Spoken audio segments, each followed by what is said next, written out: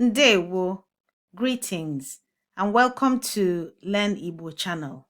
My name is Yvonne Choma Mbanefo, and in this video, we're going to learn about America's birthday, the Independence Day celebrations for America. Ụbọchị Ncheta Omumu America.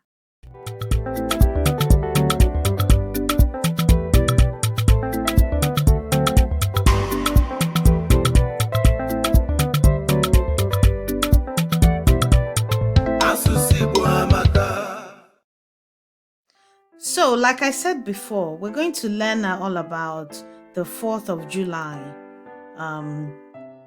the Independence Day celebrations for America. Ụbọchị Ncheta Ọmụmụ America. But before we start, we're going to look at some words that we will learn from this video. And these words are Ncheta Ọmụmụ, birthday. Ncheta Ọmụmụ, birthday.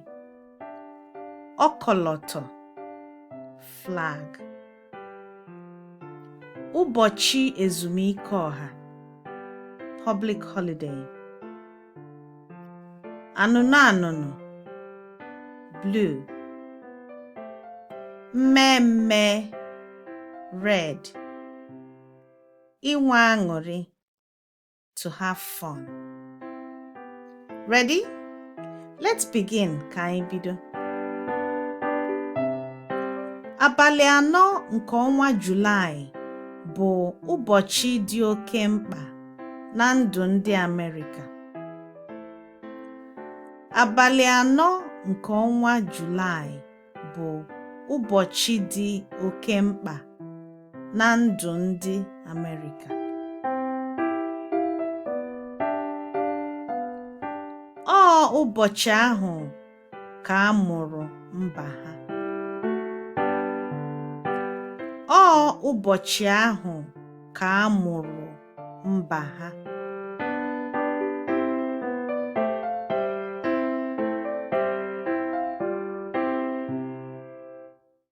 N'ụbọchị nke anọ na Julaị, n'afọ 1886, ndị nnọchi anya gọọmenti kwekọrịtara na ha ga-enwere onwe ha, si na ha anọghịzi n'okpuru Great Britain.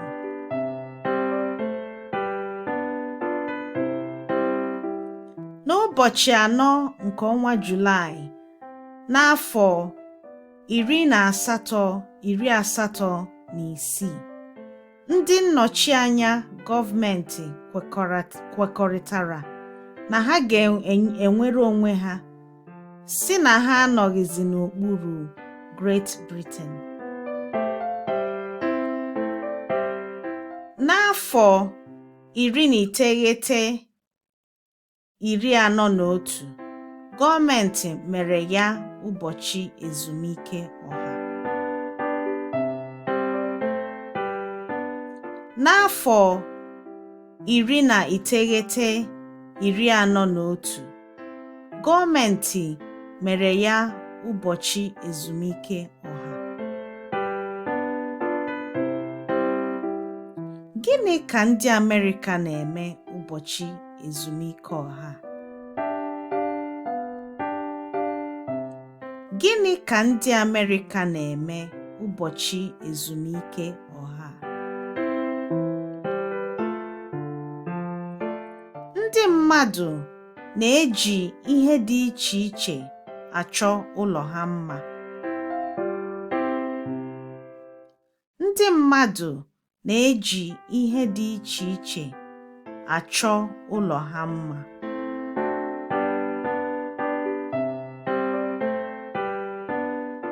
Ha na-eji eriri mfegharị, ụgbọ ngapụ adịgboroja, bolombolo na ọkọlọtọ.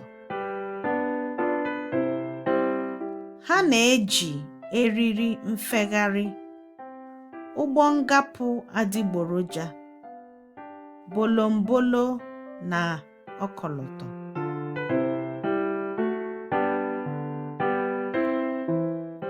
Ihe niile ndị a na-acha ọcha, anụnụ anụnụ na mmemme.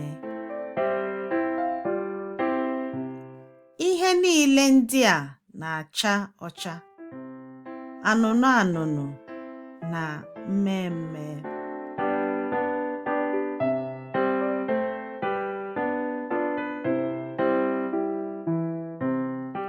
Agba ndị a si na ukwe nkwalite mba Amerịka a na-akpọ Star Spangled Banner. Agba ndị a si na ukwe nkwalite mba Amerịka a na-akpọ Star Spangled Banner.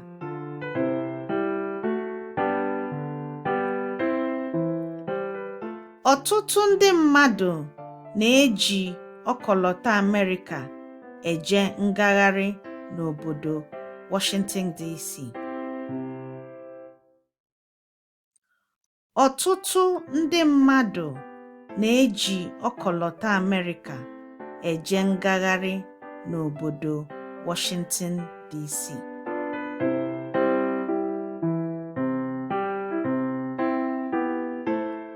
Emechaa ngagharị, ndị ezinụlọ na-eme mmemme n'ezi. Emechaa ngagharị, ndị ezinụlọ na-eme mmemme n'ezi.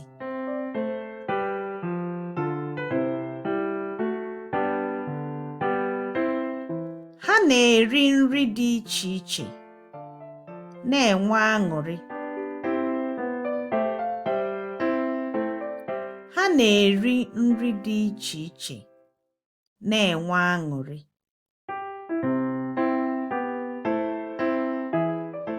So the words we've learned from this video and this story are Ncheta Omumu, Ncheta Omumu, birthday. Ọkọlọtọ, ọkọlọtọ, flag. Ụbọchị ezumike ọha,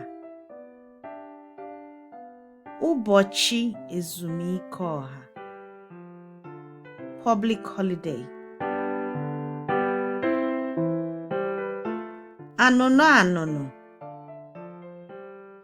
blue. Anụnụ anụnụ, blue. Mmemme, red. Mmemme, red. Inwe aṅụrị, to have fun. Inwe aṅụrị, to have fun. That brings us to the end of this video. If you like this video, or if you found this video useful and have learned some words, new words in Igbo relating to July 4th celebrations, like this video, and if you haven't yet done so, click the subscribe button so that you get notified whenever we get new videos uploaded to the Learn Igbo channel. That's it for now. See you soon.